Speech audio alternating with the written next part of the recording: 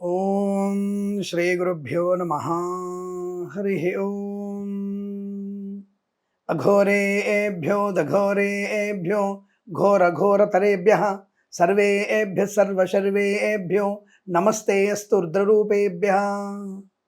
త్ర్యంబకం యజామహే సుగంధిం పుష్టివర్ధనం ఉర్వారుకమివ బంధనాన్ మృత్యోర్ముక్షీయమామృతాత్. అంటే తన్రుద్రో రుద్రమర్చయేత్. మనకు ఈ 26/2/2025 మహాశివరాత్రి పర్వదినం. ఎంతో అదృష్టం ఉంటే కానీ మనకి ఇటువంటి సంవత్సరానికి ఒక్కొక్కసారి వస్తున్నటువంటి మహాశివరాత్రి పర్వదినం. ఈ రోజున మనము ఆ భవుడికి చేసేటువంటి అభిషేకము అత్యుత్తమ శుభయోగాన్ని కలిగిస్తుంది. అనుకున్నటువంటి ప్రతి సమస్య నుంచి బయటపడడానికి, ఆర్థికపరమైనటువంటి అభివృద్ధి పొందడానికి, శత్రునాశనాన్ని పొందుకోవడానికి. ఇక్కడ శత్రునాశనము అంటే శత్రువుల్ని మనం కత్తితో పొడిచి వాళ్ళని చంపేయడం కాదండి. శత్రువు కూడా మంచిగా మారుతూ సమాజానికి ఉపయోగపడుతూ మనకి మిత్రుడుగా మారేటువంటి స్థితినే శత్రునాశనం అంటారు. ఒక రకంగా అరిషడ్వర్గాల నాశనం కూడా. అంటే ఏమిటి?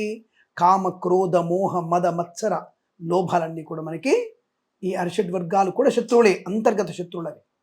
ఇటువంటి శత్రువుల నుంచి బయటపడడానికి మనము ఆ శివుడిని ఎంత ఆరాధిస్తే అంత మంచిది. విశేషంగా ఈసారి మనకి ఆ యొక్క చతుర్దశి రోజున, అంటే మనకి అమావాస్య ముందు చతుర్దశి రోజునే ఈ యొక్క శివరాత్రి, మహాశివరాత్రి జరుగుతుంది. అంటే ప్రతి మాసంలో కూడా బహుళ చతుర్దశి ఏ రోజైతే అర్ధరాత్రి ఉంటుందో ఆ రోజునే మనం శివరాత్రి, మాస శివరాత్రిగా జరుపుకుంటాం.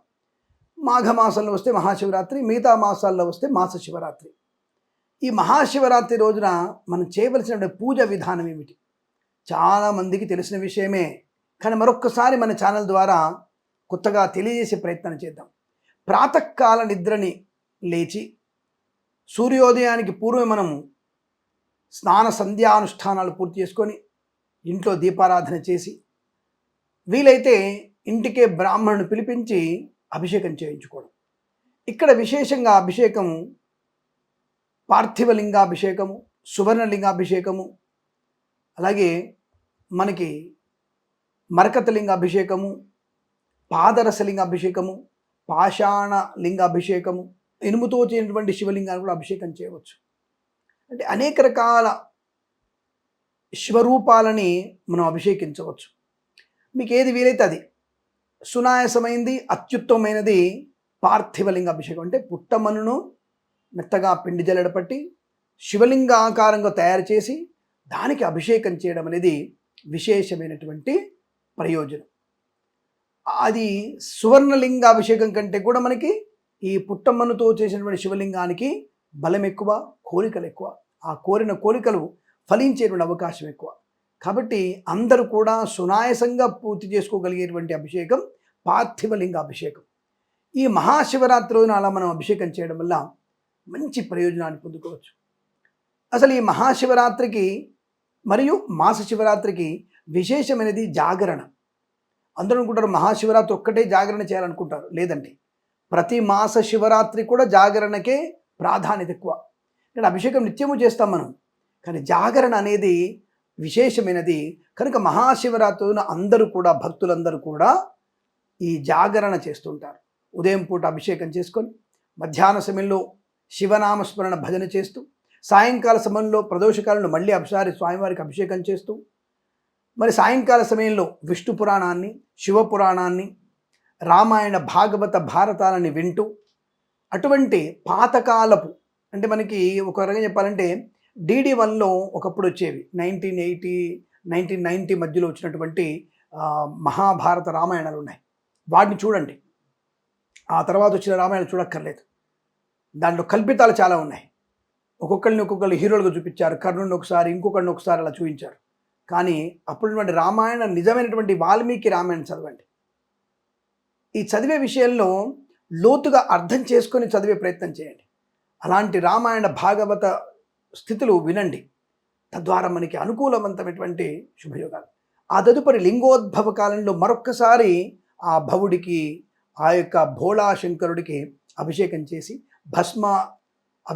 భస్మార్చన చేసి ఒక 2 బిల్వపత్రాలు ఆయన మీద పెట్టేసి లింగోద్భవ కాలం తర్వాత శివపార్వతుల కళ్యాణం జరుగుతుంటుంది. ఆ కళ్యాణ ఉత్సవాన్ని తిలకించే ప్రయత్నం చేయండి. శ్రీశైల మల్లికార్జున స్వామి దగ్గర కానీ, వేములవాడ రాజన్న దగ్గర కానీ, లేదా ఇతరత్ర మనకి పంచారామాలలో కానీ, అంటే పంచారామాలు ఉంటాయి కదా మనకి, అటువంటి చోట కానీ తప్పకుండా మనం అటువంటి ఈ కళ్యాణ ఉత్సవంలో పాలు పంచుకున్నట్టయితే అద్భుతం, ఆనందకరమైనటువంటి శుభయోగం. ఆ తదుపరి మనం ఆ లింగోద్భవ ఈ కళ్యాణం అయ్యేసరికి దాదాపు 4-5 అవుతుంది. మళ్ళీ 5ంటికి శుద్ధిగా స్వామివారికి అభిషేకం చేసి అర్చన చేసి మహానివేదన చేయాలి. మహానివేదన చేసి పంచభక్ష పరిమాణాలు తయారు చేసి స్వామివారికి, ఆ శివుడికి, పార్వతీదేవికి ఆ నివేదనలు చేసి, అంటే మనం అమావాస్య రోజున, మళ్ళీ మర్నాడు అమావాస్య అవుతుంది కదా, అమావాస్య రోజున స్వామివారికి ప్రసాదాన్ని 10 మందికి అన్నదానం చేసి అప్పుడు మనం భోజనం చేయాలి. అప్పుడు మనం అన్నం తినాలి. మరి స్వామి నక్తము ఎలా ఉండాలి అంటే, కడుపులో ఉన్నటువంటి జఠరాగ్నికి, అగ్నిహోత్రుడికి మనం నైవేద్యం పెట్టాలన్నప్పుడు 2 పళ్ళు, 1 గ్లాసుడు పాలు మనం తాగాలి. తాగితే కడుపులో ఉన్న జఠరాగ్నికి, అగ్నిదేవుడికి నైవేద్యంగా సమర్పణ చేసి అప్పుడు మనం శక్తిని పూనుకొని చైతన్యవంతులమై శివనామస్మరణ చేయాలి. పంచాక్షరి మంత్రాన్ని చదువుకోవాలి. పంచాక్షరి మంత్రం అంటే అందరూ కూడా వేరుతిరిగా పలుకుతుంది. అది బీజాక్షర మంత్రం. శివాయ నమః అనేది పంచాక్షర మంత్రం. శివాయ నమః ఆ మంత్రాన్ని మనం బ్రహ్మాండంగా నామస్మరణ చేస్తూ 36 గంటలు జాగరణ ఉండాలి. అదేమిటండి 24 గంటలే కదా, ఒక రాత్రే కదా అంటే, మర్నాడు అన్నం తింటాం కదా, అమావాస్య రోజు భోజనం చేస్తాం కదా, 10 మందికి అన్నదానం చేసి మనం భోజనం చేస్తాం. భోజనం చేయగానే కళ్ళు మూసుకోవద్దు. మరునాడు సాయంకాలం, అమావాస్య రోజు సాయంకాల సమయంలో మళ్ళీ స్వామివారికి పునఃపూజ కావించి ఆ రాత్రి చుక్కను చూసి భోజనం చేసి అప్పుడు మనం నిద్రకు ఉపక్రమించాలి. అంతవరకు అంటే 36 గంటల వరకు మనం ఆ శివుని నామస్మరణ చేస్తూనే ఉండాలి.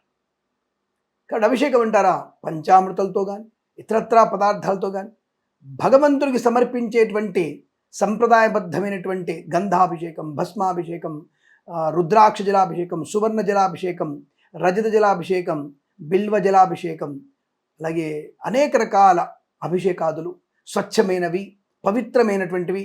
ఎందుకంటే ఇవాళ పని కూడా తుప్పుగా నుమ్మేసేటువంటి వ్యక్తులు చాలామంది ఉంటారు. అటువంటివి కాకుండా స్వచ్ఛమైనటువంటి పదార్థాలు తీసుకొచ్చి వాటిని అభిషేకం చేసి స్వామివారి యొక్క అనుగ్రహాన్ని పొందుకున్న వారికి ఐశ్వర్యము తప్పకుండా ఉంటుంది.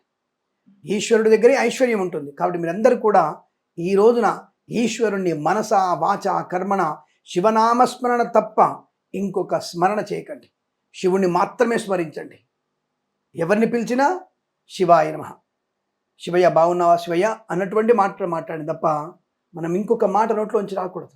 ఉద్యోగంలో, వృత్తిలో, వ్యాపారంలో సదా శివనామస్మరణ చేస్తున్న వారికి అష్టైశ్వర్య ప్రాప్తి కాక ఇంకేం వస్తుంది?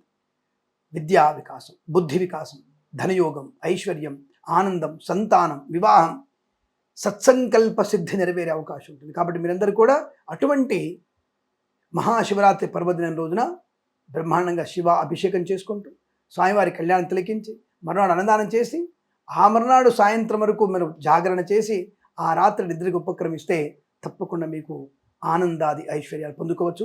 ఇది మనకి ఈ సంవత్సరంలో వస్తున్నటువంటి మహాశివరాత్రి పర్వదిన పూజా కార్యక్రమాలు. ఇవన్నీ కూడా మీరు ఆచరించి ఆనందాన్ని పొందుకుంటారని కోరుకుంటూ సర్వేజన సుఖినో భవంతు. ప్రేమతో మీ కిరణ్ శర్మ.